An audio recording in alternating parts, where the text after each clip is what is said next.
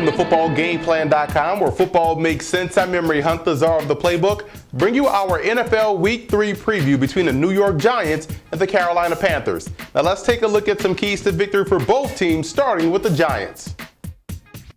The Giants are not that far off offensively. When you look at offensive coordinator Kevin Gilbride, what he needs to do is find ways to incorporate tight end Brandon Myers more in the game plan. Tight end play is key to not only any offense, but to an offense that's looking to spread the field like the Giants are. Now, defensively, facing Cam Newton will be a tough task, and mission number one is to keep both doors closed and contain him from tackle to tackle. Now, the defensive line also has to be active up front, as he tends to flatline his passes, which could result to incompletions or turnovers, but more importantly, help the Giants get off the field on third down. Now let's move over to Carolina in this ballgame, and they need an even-keeled offensive game plan approach. Too often it seems like what the Panthers want to do offensively changes from quarter to quarter. You have to give your game plan coming in time to work. Now defensively, big blow by losing Godfrey back there in the secondary, but that shouldn't curtail defensive success this week versus the Giants. Turning up the pressure up front is what they have to do, and it would aid any secondary in being successful. Now the Panthers are definitely talented in the front seven, so look for more creativity with stunts, twists to get pressure on Eli Manning and shut down what the Giants want to do offensively. Now let's go inside the lab to take a look at some X's and O's for both teams in this matchup.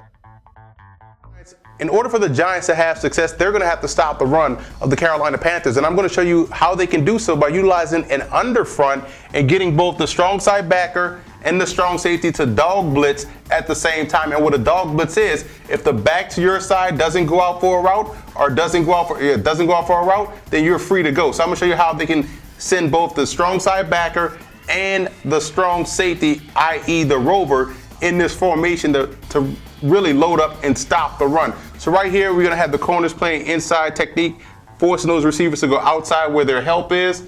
Sorry, I drew the guy wrong. Playing an inside shoulder. We want to force those guys to go outside. We have the free safety who's aligned dead on with the tight end because we're sending the sandbacker off the edge. We're going to slant the end inside. The under nose is going to go right through that gap here. We're going to bring both of these guys inside right here. Boom.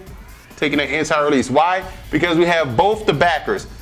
The left inside backer, the strong backer, his job is to contain blitzer, so he's containing the C gap. That's why he's blitzing here. Containing the C gap, he's blitzing to the outside. So these are your contained blitzers in an effort to keep everything boxed in. And as the cadence starts to wind down, we're sending the strong safety as well on the corner, and he's chasing run that way, and also as well playing contain for the quarterback. You have to play contain versus Cam Newton. Now the coverage responsibilities for the free safety. The only way the strong side backer doesn't blitz if there's trips to his side. So that would be the tight end, a receiver, as well as another receiver. Then he'll walk out and he'll have to get number 2. And the free safety he'll get number 3. The free safety would then get number 2.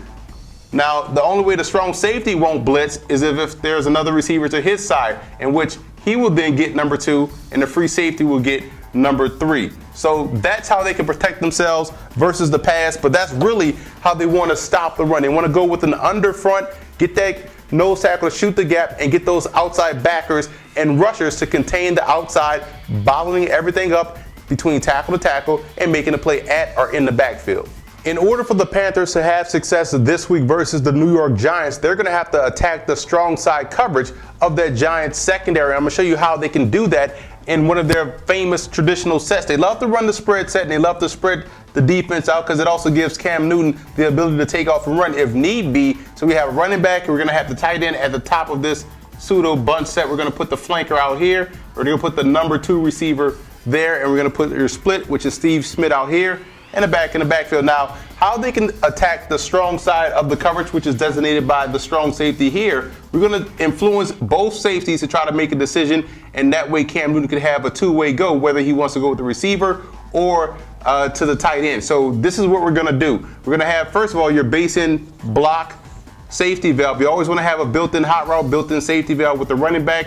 I personally would never block the blitzing linebacker. Just flare the back out, or drop them right over the middle. So that's your built-in hot read right there. On the back side, we're going to have Steve Smith run a skinny post, and his job is to attack the outside shoulder of the free safety. You want the free safety to pull more toward the receiver. Why? Because we have a lot of action coming over the middle and front side. For instance, we have the tight end running a deep in route. He's going to either influence this free safety here or try to get this strong safety to wall off underneath. And we have the flanker running what we like to call a sluggo. He's going to come in and then shoot up. Now his job is to read the corner and the safety. If the strong safety is playing hard, then he's going to break it off to the post. If the corner is squatting underneath in the zone, then he's going to break it off to the corner. So that way he has a two-way go, and Cam Newton is also reading the safety and the corner in this situation. Then we have the number 2 receiver running a quick out, trying to influence this corner to jump that. So you see how we can influence the safety. We're flooding the strong side of the coverage and giving Cam Newton a two-way go. 9 times out of 10, this tight end will be open across the middle of the field, and we know Cam Newton has one of the strongest arms in the league to drive that football over the middle, and that's how they can attack the strong side coverage of the New York Giants.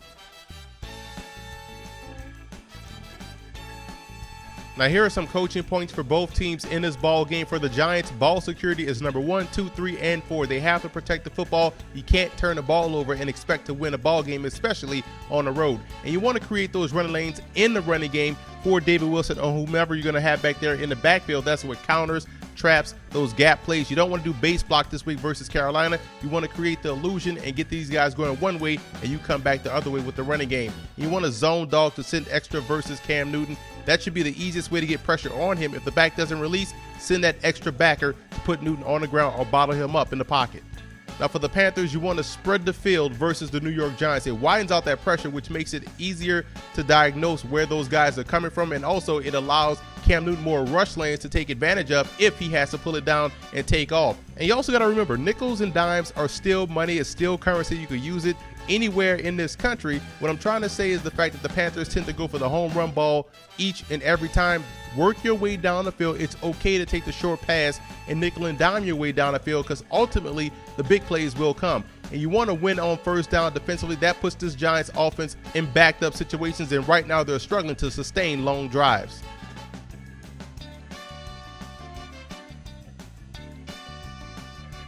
The X factor in this ball game for the Giants will be their linebacking core. Once again, they're going to be put in a bind to where they're going to have to make plays both in the running game and in the short intermediate passing game. And if they can excel, that goes a long way in helping this team win this football game on the road. The X factor for the Panthers will be their secondary. The Giants love to spread the field, and right now the Panthers are beat up in the back end. So what they're going to have to do is the next man up type of approach. Guys are going to have to step up and make plays, whether it be at the cornerback position or at the safety position.